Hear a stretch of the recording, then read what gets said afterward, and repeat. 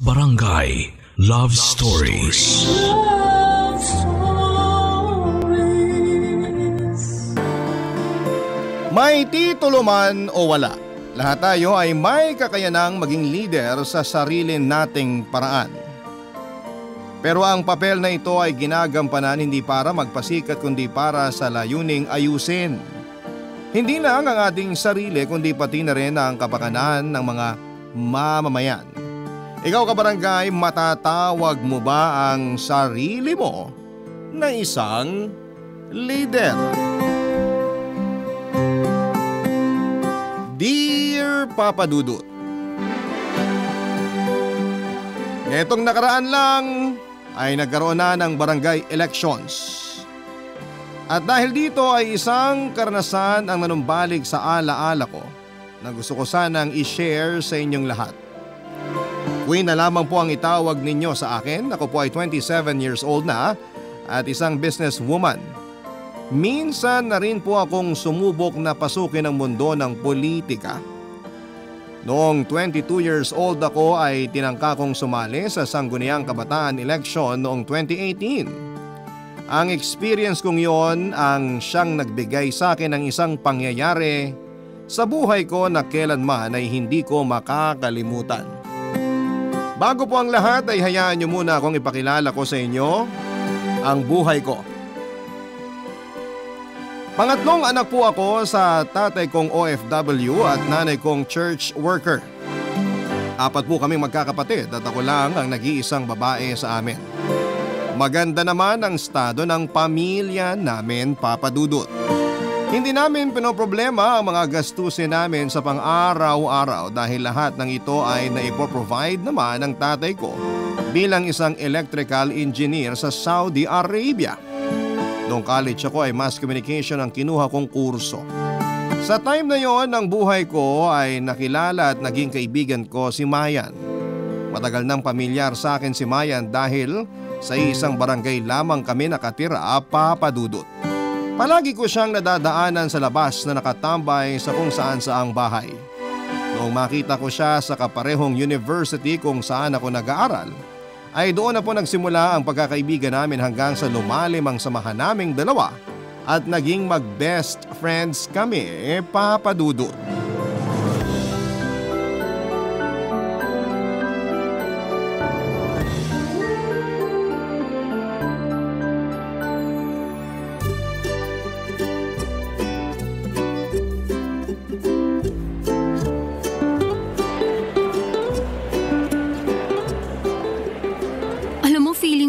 Haggard na haggard ng itsura ko. Di naman, sakto lang. Anong sakto? Saktong haggard, ganon. Babe, kahit ikutin mo pa tong buong mall, fresh ka pa rin. Ay babe, kanina pa talaga tayo umiikot dito sa mall. Nung dumating tayo rito may araw pa. Pero tingnan mo sa labas, madilim na oh. Sorry na, hindi ko mahanap yung gusto kong damit eh. Ano ba kasi talaga yung hinahanap mo? Anong klaseng damit? Anything mint green na something formal. Attend kasi ako ng kasal next week eh. Mag-order ka na lang online. Nakakapagod maglakad, promise. Di ako mo order ng damit online. Karaniwan kasi sa mga binibili ko sa internet, hindi sakto yung fit eh. Ay, paano ka na lang kung wala ako? Pagpasensyahan mo na ako, ikaw lang kaibigan ko eh. Ang lungkot naman ng buhay mo, babe. Palibhasa, hindi ka kasi palalabas eh. Paano ka magkakaroon ng kaibigan yan? Masaya na ako kahit isa lang kaibigan ko. Ang importante, totoong kaibigan ang meron ako. Ay sus, binola mo pa ako. Totoo naman ah. Lagi kang nandyan kapag nangangailangan ako. Tulad ngayon. Oo, kapag paguran, ako yung laging niyayaya mo. Ikaw lang din kasi ang kilala ko na maalam sa fashion eh. Alam mo naman ako, manang manamit. Ayoko naman na magpunta sa kasal na mukhang tita. Ang bata ako pa, no? Ako nga may sense of fashion, hindi ka naman naniniwala. Ang dami ko nang ipinakitang dress kanina, ayaw mo naman. Ano ba talaga, babe? Nakita mo naman yung picture na dinownload ko, di ba? Ganun yung gusto ko. Sa pagkakaalam ko, customized yun eh. Wala ka talaga mahanap na ganun dito sa mall. Ang hanapin mo na lang yung malapit yung sa design na pinili mo. Mukhang no choice na nga ako eh. Sa ibang mall kaya? Ay naku babe, Huwag mo sabing hindi ka papagod kasi ako bibigay na tuhod ko. Kanina pa talaga tayo naglalakad eh. Sorry na, ililibre na lang kita ng dinner. Ay, ikaw talaga. Pasalamat ka na lang talaga at kaibigan kita. Kung hindi, kanina pa ako nag-walk out. Thank you, Mayan. Huwag mo nga akong ganyanin, mainit ulo ko. Eh di magpalamig muna tayo. May nakita akong milkshake sa first floor. Ayoko na milkshake. Gusto ko ice cream. Bababa pa tayo, galing na tayo doon. Ang tamad mo talagang maglakad. Exercise kaya to. Wag ako, hindi ko kailangan ng exercise ngayon. O sige na nga, mag-ice cream na lang tayo. Pagkatapos, bili na rin tayo ng iririgalo ko sa bagong kasal. Hindi na natapos-tapos ang pag-shopping mo. Parang wala ka namang planong bumili. Last na talaga. Kung ano yung makita natin ngayon, kukunin ko na. Sigurado na yan ah. Oo. Kapag ikaw walang bitbit na paper bag paglabas natin sa mall na to, babatukan talaga kita. Napakabarumbado mo talaga. Siyempre, sayang yung pawis natin sa kakaikot kung wala naman pala tayong mapapala. Oo na, bibili na ako. Tingin ko may clothing store pa sa taas eh. Oo, marami pa talaga. Pero huwag mong sabihin na iisa-isahin pa natin lahat ng yun. Nandito na lang din tayo, edi puntahan na natin lahat. Nauubos na talagang pasensya ko sa'yo. Papa Dudut, lumaki po ako sa isang tahanan kung saan kay God nakasentro ang lahat. Dati po kasing pastor ang lolo ko kaya masasabi kong God-oriented ang buo naming pamilya. Ang mga bagay na natutunan ko sa Biblia ang naging pangunahing rason kung bakit ako lumaki na may malasakit at galang sa mga tao. Ang mga turo dito ang naging basihan ko kung kaya naman mas lumawak ang pangunawa ko sa mga taong nasa paligid ko. Hindi naman po sa pagbubuhat ng sariling bangko pero palagi po talaga akong nakakatanggap ng mga compliment na mabait daw ako at matulungin na klase ng tao. Approachable naman talaga akong tao, Papa Dudut, ganong klase ng tao kasi akong pinalaki ng mga magulang ko. Friendly ako at marunong makisama. Sa katunayan nga ay hindi ako marunong humindi sa mga taong nangangailangan. Madali rin po kasi akong maawa sa mga tao kapag ako na ang nilapitan nila para humingi ng tulong. Minsan nga ay naloloko pa nga ako dahil masyado akong nagpapaniwala sa ibang abusadong tao. Kaya naman thankful ako at nakilala ko si Mayan dahil siya ang nagsilbing tagapayo ko. Siya ang laging nagsasabi sa akin kung tama nga bang mga ginagawa ko o kapag niloloko na ako ng isang tao, Papa Dudut.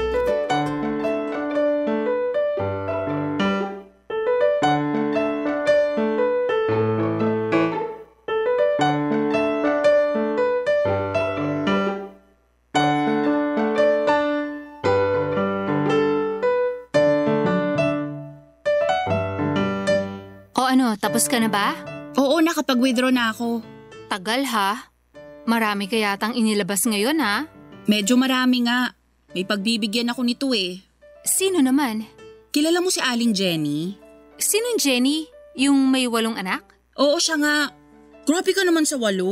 8 naman talaga anak nun. Tapos 3 yung panganay sa iba't ibang lalaki. O bakit? Anong meron kay Aling Jenny? Yung bunso kasi niya. Nanalo sa contest. News writing ata yung sinalihan. Di ko na maalala. Lalaban yata sila sa national level.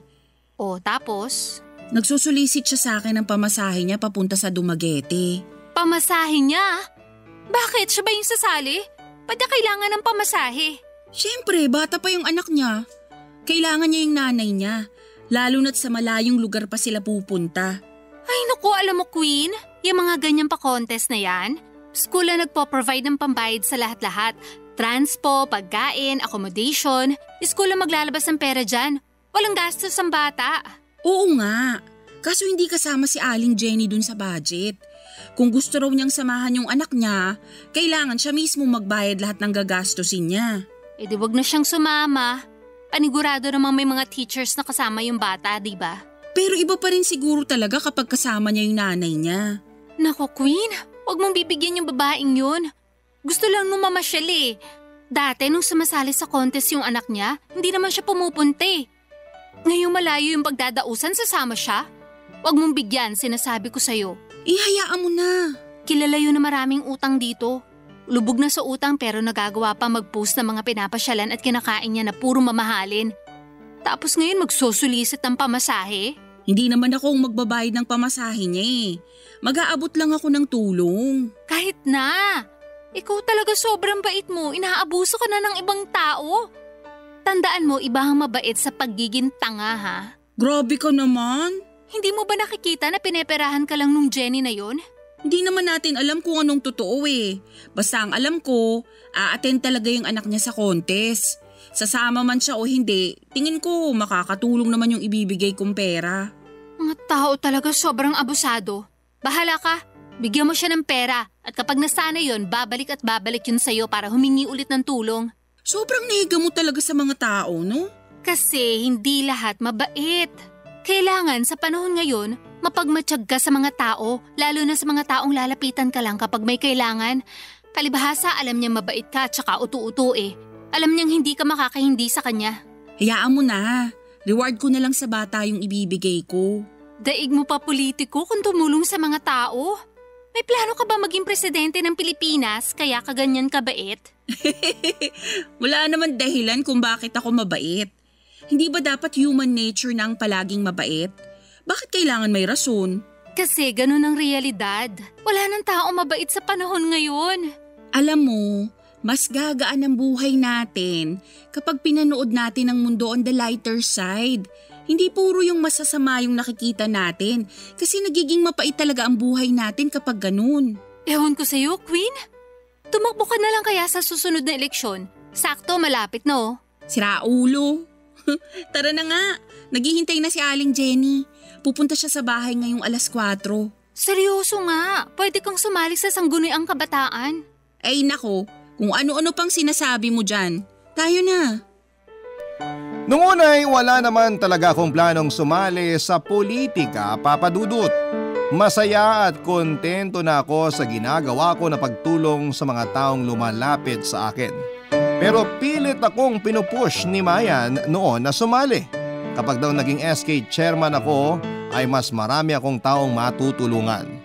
Na-curious ako sa kung ano nga ba ang trabaho ng isang SK chairman kaya naman sinubukan kong mag-research tungkol dito. Papa Dudut, ang Sangguniang Kabataan o SK ay isa palang youth council na nagre-represent sa mga kabataan ng bawat barangay. Kung sino man ang maihalal bilang chairman nito ay automatic na magiging parte na siya ng barangay council na siyang katuwang ng LGU sa pamumuno. Unti-unti ay nagkaroon ako ng interes sa nabanggit na role. Naisip ko kasi noon na kapag naging parte ako ng SK ay mas lalawak ang sakop ko. Magkakaroon ako ng mas malaking platform para maiabot sa mga tao ang kinakailangan nilang tulong, lalo na sa mga kabataan noon at tulad ko. Pinag-isipan kong maigi kung tatakbo pa ako bilang SK at sa pagsapit ng araw kung saan ay pasahanan ng Certificate of Candidacy ay isang malaking desisyon ang ginawa ko. Nag-file po ako ng kandidatura, Papa Dudut. Barangay Love Stories. Barangay Love Stories. Hanggang ngayon, Papa Dudut, ay sariwa pa sa memorya ko ang mga nangyari noon. Hindi ko po ito malilimutan dahil isa ito sa mga highlight ng kabataan ko. Simple lang ang requirements para ma-qualify bilang parte ng SK. Kailangan lang ay isa kang Filipino citizen at botante ng Katipunan ng Kabataan. Depende ding resident or dapat ding residente ka sa barangay kung saan ka tatakbo for at least 1 year. Pagdating naman sa edad ay 18 years old hanggang 24 years old ang kinakailangan. Dapat din ay hindi ka convicted ng anumang klase ng krimen. Lahat ng requirements ay pasok naman ako, Papa Dudut. Kaya dala ng pagtulak sa akin ni Mayan at ilang pang kaibigan ay tumakbo ako bilang SK chairman.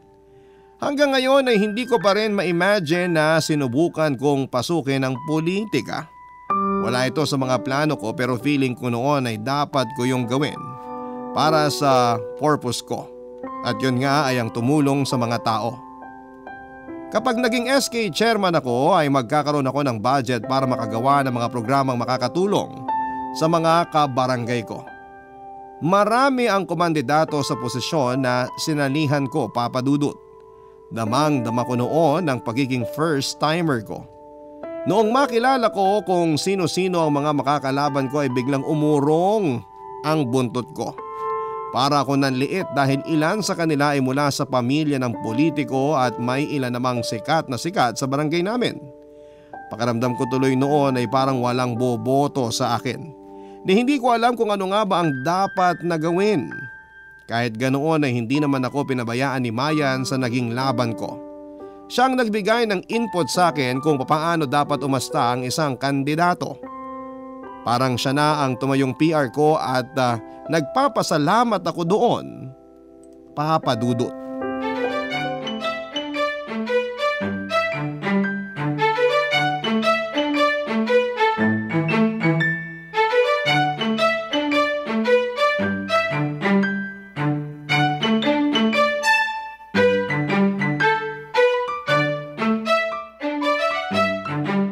Gosh, kinakabahan ako. Bakit? Hindi ko alam kung tama ba tong pinasok ko eh. Ngayon ka pa atras nakapagpasa ka na ng COC mo. Hindi na ba pwedeng bawiin? Ituloy mo na, wala namang mawawala eh. Ano na ba dapat ginagawa ko ngayon? Hindi ko talaga alam eh. Ganito gawin natin ha? Naka-public ba yung FB mo? Hindi. Naka-friends only siya. Gawin mong public kasi simula bukas, ipopost natin yung mga achievements mo. Achievements ko? Kailangan ko bang gawin yun? Oo naman. Dapat maramdaman na nila as early as now ang presence mo sa social media. Pero bawal pang mangampanya, diba? Pwede na, pero sata lang dapat. Pasimpleng kampanya lang, ganun. Tapos anong sunod? Yun lang muna. Dahan-dahanin natin na ipakilala ka sa buong barangay. Tapos kapag may mga event, sumama ka. Makipag-mingle ka. Ipakilala mong sarili mo. Galing mo talaga? Siyempre ako pa. Wait lang. Ano palang plano mo? May plataforma ka na ba? Meron na. Marami na akong naiisip na gustong ipatupad. Tulad ng, mamaya baka puro paligal ang gawin mo ha? Bakit? Bawal ba yun? Yan na lang kaya ang palaging ginagawa ng mga nagiging SK chairman. Wala na silang ibang naisip. Isip ka naman ng bago. Huwag na rin yung mga papageant na yan. Okay lang naman magpaligay eh. Maganda yun para ma-establish ng maaga yung sportsmanship at competitiveness nating mga kabataan. Siguro, magpa-sports tournament tayo. Hindi lang basketball, kundi iba pang sports. Boring. Ano pa? Maglaan tayo ng budget for scholarships. Mag-focus tayo sa education. Magkakaroon tayo ng campaign para sa mga batang hirap pumasok sa eskwela dahil sa kawalan ng pera. Siyempre, para magkapera, magkakaroon din tayo ng job fair tsaka livelihood programs. Tama. Maganda nga yan. Meron pa? Pwede ring magkaroon ng mga campaigns for health and environment. Magtayo tayo ng counseling office para sa mental health ng mga kabataan. Gawa tayo ng tree planting programs at cleanup drives. Magpa-seminar din tayo para magkaroon ng awareness ang mga tao sa mga sakit tulad ng HIV. Tapos, i-cover natin yung teenage pregnancy, etc. Iba ka talaga. Planado mo na lahat ah. Kailangan eh. Alangan namang sumabak ako sa gera ng walang bala. Nag-research na ako tungkol dyan. Kaya ako nga gustong tumakbo kasi lalawak ang reach ko eh. Alam mo, masarap tumulong sa tao. Lalo na kung yung mga taong tinutulungan mo, desidido talagang umangat at magbago. Lakas makasanto ah.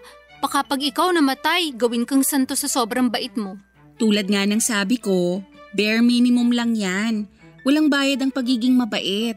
Deserve mo talaga maging SK chairman. Salamat. Pero hindi pa tapos. Marami pa akong plano para sa barangay natin. Kapag ako ang nanalo, magkakaroon din tayo ng weekly feeding program. Tapos kapag nagbakasyon, gawa tayo ng summer youth camp. Parang excited na tuloy ako sa future natin. Tama yan. Palitan mo yung mga nakagawi ang tradisyon dito sa atin na ibinubulsa lang yung budget sa halip na ibigay sa mga kabarangay nila. Kaya sana maraming bumoto sa akin para maibigay ko sa mga tao yung pangangailangan nila. Oo, iboboto ka nila. Akong bahala. Salamat, Beb. Papadudot kung tutuusin sa aming dalawa ni Mayan ay siya ang mas bagay na tumakbo bilang SK. Crowd favorite kasi siya, katulad ng sinabi ko ay kilala siya sa amin dahil pala kaibigan siya. Hindi rin kasi ako masyadong palalabas noon kaya kung may nakakakilala man sa akin ay naaalala lamang nila ako sa mukha o dahil dating pastor ang lolo ko. Maliban sa mga kaibigan, kapitbahay at mga taong natulungan ko na dati. Kakaunti lang po ang nakakakilala sa pangalan ko. Kung pagkukumparahin nga ang bilang ng Facebook friends naming dalawa ay nasa 1,000 lang, ang sa akin samantalang siya ay nasa 5,000 na. Sa katunayan, Miss Congeniality ang tawag kay Mayan sa amin, Papa Dudut. Palagi kasi siyang nasa labas at parang umuuwi na lamang sa bahay nila para maligo at kumain. Halos kakilala niya lahat ng mga tao sa barangay namin.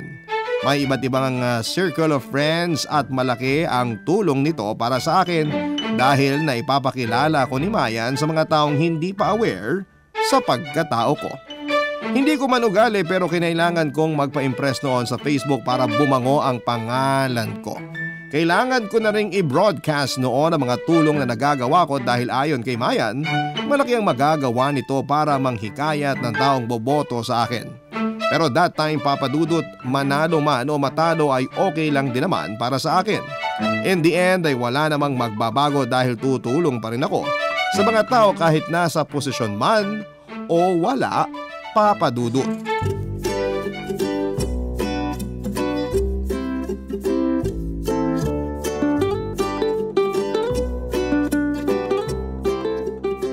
Deb, nakita mo ba yung post ko sa Facebook? Hindi pa. Anong meron? Trending siya, babe. Talaga? Teka, anong post yun? Ginawan ko kasi ng meme yung picture mo habang kasama si Jacob. Yung bata may leukemia. Diba pinuntahan niyo siya noon kasama yung lolo mo para ipag-pray over yung bata? Oo, 2 years ago pa yata yun. Nakalkal mo pa yung picture kong yun? Bored ako kagabi. Nung nakita ko yung picture nyo, may naisip akong punchline. Kaya ayun, gumawa ako ng meme. Pinost ko sa FB, tapos tinag kita. Overnight natuwa yung mga tao, kaya trending na siya ngayon. Uy, bakit mo naman ginawang katatawanan yung bata? May seryoso siyang karamdaman. Joke lang naman yun. Basta ang mahalaga, sumikat ka. Nakikilala na yung pangalan mo. Hindi ba okay yun? Next time siguro, iwasan na lang nating idama yung mga taong natulungan ko. Lalo na kapag mga bata. Bakit? Ano ba masama doon? Tinulungan mo naman sila eh. So hindi naman siguro masama na gamitin mo rin sila para mangampanya. Yung mga mayor nga, printed na mukha pa nilang nakalagay sa mga ipinamimigay nila sa tao eh. Kahit na, ayoko ng ganun. Gusto ko, sa akin na lang tayo mag-focus. Huwag na tayong gumamit ng ibang tao. Okay, ikaw bahala. So ano, i-delete ko na yung post ko? Kung maaari sana. Pwede ba? O sige, delete ko na lang. Salamat. Uy, alam mo ba? May nakausap pala akong dating SK chairman. Alam mo ba na may tinatanggap pala silang sahod? Talaga? Ba't parang hindi ko nabasa yun nung nag-research ako? Akala ko budget lang ang binibigay sa kanila. Iba pa yung budget para sa mga project nila. Iba din yung honorarium at iba rin yung salary na natatanggap nila. Oh, so magkano nakukuha nila lahat-lahat? Ang sabi sa akin, daw yung nakukuha nila. Hindi nga. Totoo ba talaga? Oo, kaya naman pala ang daming sumasali sa SK ngayon. Tapos nasa chairman na kung hahatian niya yung mga kasamahan niya. Nakakaloka naman pala. Kaya kapag ikaw nanalo, balatuan mo ko magiging big time ka na. Uy, grabe ka. Aba, ako naghihirap bilang spokesperson mo. Dapat may talent fee rin ako, no? Ililibre na lang kita pagkatapos ng election. Dapat lang. Parang ang sarap tuloy sumali rin. May 2 araw pa. Sasali ka? Paano kung sumali kaya ako? Go, push mo yan, babe. Magandang competition yan kung sakali. Wag na, baka matalo ka pa. Alam mo namang mas marami akong fans kesa sa'yo. Support na lang ako sa'yo. Baliw. Okay lang naman kahit matalo ko, walang problema dun. Sure ka? Paano kapag sumali ako tapos akong nanalo? Eh di mas okay na ikaw. Kung matalo man ako, at least ikaw ang mananalo. Wag na, hindi ako bagay maging politiko. Mas bagay ako maging artista. Bigay ko na lang sa iyo yung pagiging SK chairman. Basta kung anong magiging desisyon mo, support din kita. Wag mo nang isipin yon, hindi ako sasali. Tara na, magpapaprint pa tayo ng campaign materials mo. Ay oo nga, nasa akin yung layout na ginawa ng kapatid ko. Sinunod mo ba yung mga sinabi ko? Oo, walang mintis. O sige, magpaprint na tayo. Bigyan mo na rin ako ng soft copy para maipost ko sa social media. Okay. Papa Dudut, halos 1 linggo ang filing ng Certificate of Candidacy. Habang hinihintay itong matapos ay patuloy na nadadagdagan ang mga nag-a-apply para sa naturang posisyon. That time ay hindi ko na talaga inaasahan na mananalo ako. Para bang imposible ko nang maabot ang posisyon na yon. Actually ay nagsimula akong magkaroon ng anxiety dahil sa mga nangyari. Gabi-gabi kong iniisip kung tama ba talaga ang ginagawa ko. Kung ikukumpara ko kasi ang sarili ko sa mga makakaharap ko, ay di hamak na mas may edge sila kaysa sa akin. Pero dahil nakapasa na ako nakapagpasa na ako ay wala naman akong choice kundi ang magpatuloy na lamang. Inaral ko kung ano-ano ang ginagampanan ng isang SK chairman. Pagkatapos nito ay nagsimula akong magplano kung paano ko ibebenta ang sarili ko sa mga tao. Inihanda ko na ang sarili ko sa pinaka-stressful na mga araw. At yon ay ang campaign period. Paniguradong pagod, pera at efforts ang kailangang ilabas para sa mga araw na yon. Katuwang ang mga kaibigan at pamilya ko na pinangunahan ni Mayan, ay pinilit kong maging confident para sa mga taong naniniwala sa akin. Hindi naman ako totally nawala ng pag-asa, Papa Dudut, kahit papaano ay meron pa rin konting pag-asa sa puso ko na baka naman makitaan ako ng ibang tao ng potensyal at bigyan ako ng chance na maglingkod para sa barangay namin. Kaso ang pag-asang ito ay tuluyang nawala noong nalaman kong last minute ay nag-file din pala ng sarili niyang COC si Mayan sa posisyon bilang SK Chairman, Papa Dudut. Barangay Love Stories. Barangay Love Stories. Hindi ko inakala, Papa Dudut, na tinotoo pala ni Maya ng biro niya noon na gusto na rin niyang tumakbo bilang SK Chairman. Hindi lang pala yon biro kundi may halo na palang katotohanan, kaya laking gulat ko noong mapag-alamang kong kasama siya sa listahan ng mga kandidato. Ang ipinagtataka ko lang ay hindi man lang niya ako in-inform na gusto rin pala niyang sumali. Hindi naman po ako nagalit or nagtampo sa kanya. Napaisip lamang ako kung bakit kailangan pa niyang itago ito mula sa akin, so suportahan ko rin naman siya kung sakali. Humingi ng pauminhin sa akin si Mayan dahil hindi niya ipinaalam sa akin na sasali din pala siya. Natakot daw kasi siya na baka personalin ko ang pagtakbo niya at masira ang pagkakaibigan namin. Para sa akin ay walang kaso yon, Papa Dudut. Sa katunayan ay natuwa pa nga ako na kakalabanin ko ang kaibigan ko. For me, ay friendly competition lamang ang mangyayari. Ganon din sa iba ko pang mga kalaban. Akala ko noon ay okay na kami, Papa Dudut, pero noong magsimula na ang campaign period ay bigla na lamang akong tinalikuran ni Mayan. Iniiwasan niyang makipagkita sa akin. Ni makipag-usap sa chat ay hindi niya ginawa. Nung una, iniintindi ko na lamang na baka busy lamang siya sa pangangampanya dahil maging ako ay naging busy na rin noon. Pero nagsimulang mag-iba ang ihip ng hangin.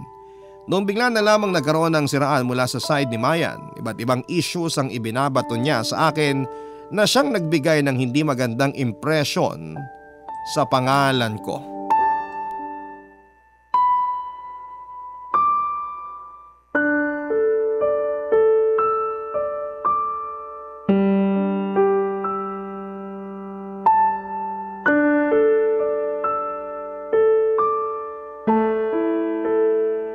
Mayan, pwede ba tayong mag-usap? Queen, sorry, busy ako. Pwede bang sa susunod na lang? Hindi. Mag-usap tayo ngayon. Busy nga ako eh. Madami akong ginagawa kaya kung manggugulo ka lang din dito, umalis ka na. Manggugulo? Hindi ako yung nanggugulo rito. At alam nating pareho yon. Kaya para matapos ng lahat, pag-usapan na natin kung anong problema. Walang problema, Queen. Ano bang problema ang pinagsasasabi mo? Gumagawa ka ng issue eh. Ha? Talaga lang ah? Wala ba talaga? Kasi iba yung nakakarating sa akin eh. Ayoko ng away. Hindi kita inaaway. Gusto ko lang i-clear kung ano ba talaga tong nangyayari sa atin. Bakit mo ba ako iniiwasan? Takot ka bang makipagkita sa akin kasi may ginawa kang kasalanan? Katulad ng sinabi ko, busy ako. Hindi kita iniiwasan. Busy lang ako sa pangangampanya. Tsaka anong kasalanan pinagsasabi mo? Wala akong kasalanan sa'yo, excuse me. So ano yung mga post mo sa Facebook? Hindi kasalanan yon? Sinisiraan mo ko online, Mayan. Hindi yun paninira kasi totoo lahat ng mga pinupost ko. Ngayon, kung bibigyan mo ng mali siya yung post ko, problema mo na yon. Sobrang timely naman na nag-throwback ka ng pictures natin sa isang party kung saan lasing ako. Isang gabi na first time ko lang uminom at first time ko lang malasing. Wala bang mali siya yun? Nababasa mo ba yung mga comments sa post mo? Sinasabihan akong lasinggera, party goer at kung ano-ano pa. Nilalike mo pa nga yung mga comments ng babash sa akin, di ba? Masama ba mag-throwback ng picture? Sa panahon ng pangangampanya? Kung saan may pangalang masisira? Oo, Mayan, hindi maganda yun. Mabait akong tao pero hindi ako tanga. Alam kong ginagawa mo. Ano bang problema mo, Queen? Threatened ka ba sa akin kaya ka nagkakaganyan? Hindi ako threatened. Kung gusto mo, sa'yo na yung pwesto. Ibibigay ko na sa'yo mismo. Ang hindi ko lang maintindihan, kung bakit mo pa ako kailangang siraan. Para saan? Masyado kang OA? Nag-post lang ako ng picture, akala mo ikaw na yung bida? Anong tingin mo sa sarili mo, sa'yo lang umiikot ng mundo? My gosh! Hindi mo nakukuha yung point ko. Kasi wala ka namang point. Imbis na sugurin mo ako rito, mangampanya ka na lang para makakuha ka ng boto. Sinasayang mo lang ang oras ko. Wala akong pakialam sa boto ng mga tao. Ang inaalala ko, itong pagkakaibigan natin na nasisira dahil sa eleksyon na to. Kung hindi mo lang sana ginawang big deal yung post ko, edi sana walang problema. Hindi lang kasi yun eh. May nakarating din sa akin na ipinagkakalat mo raw na fake yung pagtulong na ginagawa ko. Nabayad yung mga taong tinulungan ko para pabanguhin yung pangalan ko. Paano mo nagagawa yun, Mayan? Anong proof mo na ako nagkakalat ang mga chismis na yan? May pruweba ka ba? Yun ang sabi sa akin eh. Kita mo na? Lahat kasi ng nakakarating sa'yo pinapaniwalaan mo. Masyado kang inosente sa mga ganitong bagay eh. Queen, madumi ang mundo ng politics. Maraming saraan, maraming traiduran, lahat gagawin ng tao para lang maluklok sa posisyon. Hindi to simpleng botohan lang sa classroom, totoong buhay to. Nakakasuka ka. Magpapalamon ka sa sistema para lang dyan? Para lang maging SK chairman? Handa kang itapon yung pagkakaibigan natin para lang manalo ka? Masanay ka na. Ang pagiging politiko, pakapalan ng mukha. Paano mo ipaglalaban ng mga tao kung sa simpleng bagay lang nasasaktan ka na? Siguro nga hindi bagay sa akin tong mundong pinasok ko. Kung ganito lang din ang kalakaran dito, wag na lang. Sa inyo na lang yung posisyon. Mabuti naman alam mo. Nakakapanghinayang lang na after ng maraming pagsasama natin, sa ganito lang pala ito matatapos.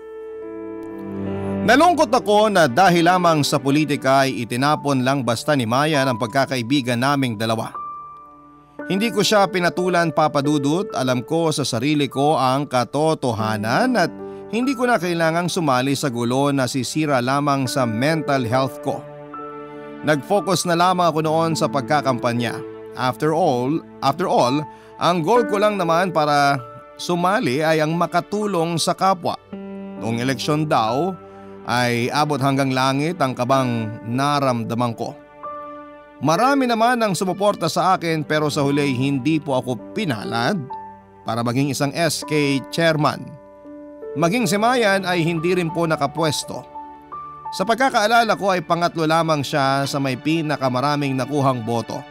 Nasa mas mababang pwesto naman ako pero okay lang sa akin.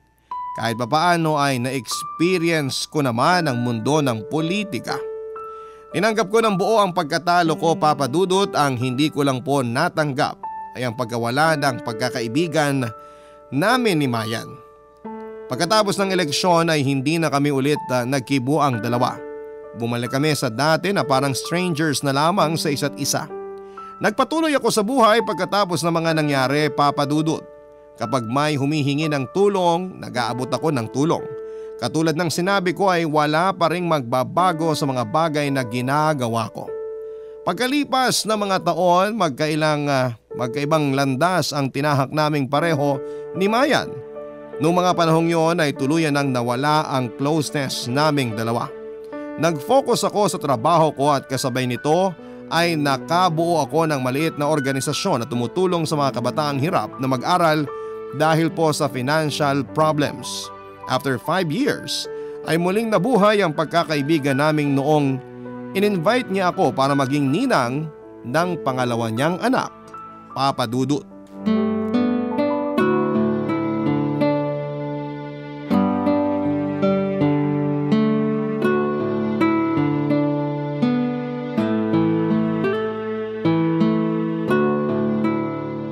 Queen! Mabuti nakarating ka. Pinaghandaan ko talaga tong araw na to. Salamat. Akala ko hindi ka makakarating eh. Nakita ko kasi sa post mo na nasa Cebu ka pa. Kararating ko lang kaninang umaga. Pasensya na hindi ako naka-attend sa simbahan.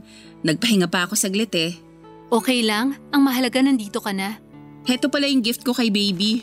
Salamat. Natutuwa talaga ako na nasingit mo kami sa schedule mo. Aba oo naman, ninang ako eh. Hindi ko dapat mamiss to. Sobrang busy mo na kasi ngayon.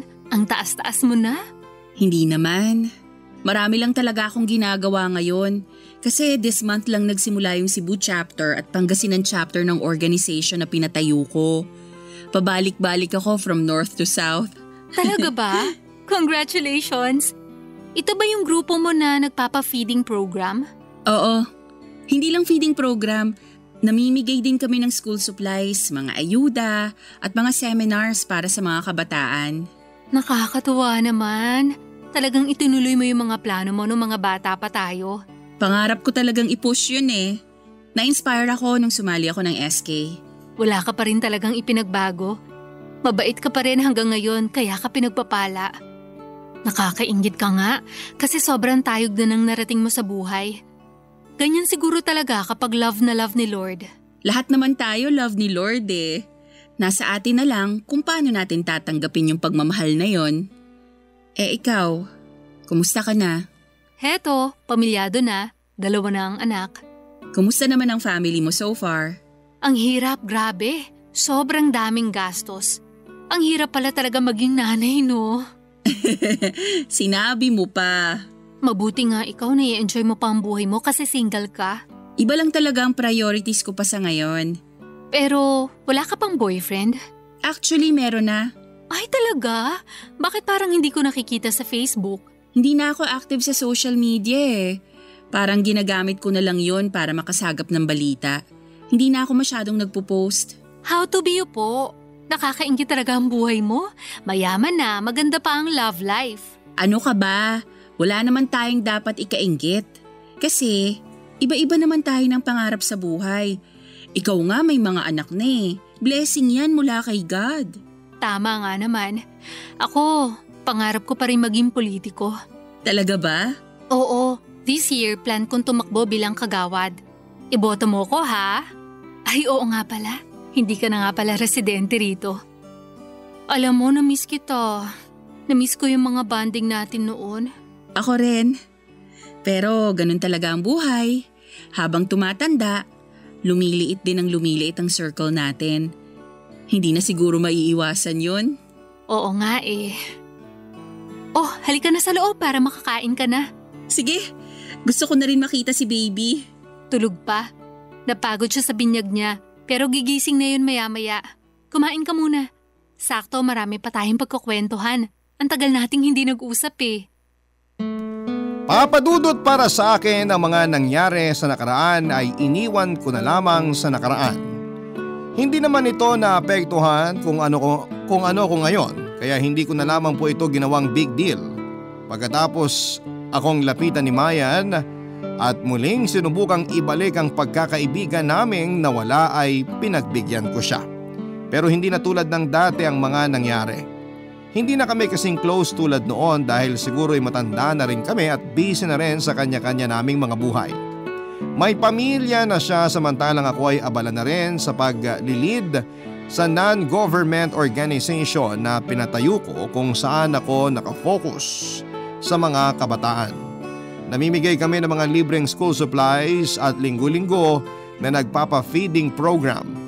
Hindi man ako naging politiko pero pinagpatuloy ko pa rin ang purpose ko sa buhay ko. Paminsan-minsan ay binibigyan ko rin naman ng reward ang aking sarili. Tuwing may extra ako sa savings ko ay nagta-travel ako sa iba't ibang lugar para mag-unwind.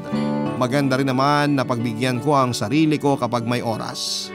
Papa Dudut, hindi talaga natin alam kung saan papatungo ang buhay natin. Pero hawak naman natin ang manibela para mabigyan tayo ng pagkakataon para marating ang gusto nating destinasyon. Kung tatanungin ninyo ako, nasa maayos na akong buhay sa ngayon. Kontento, masaya at grateful sa kung ano man ang meron ako at sa mga bagay na naibibigay sa kapwa ko. Sana po ay marami kayong natutunan sa storya ko.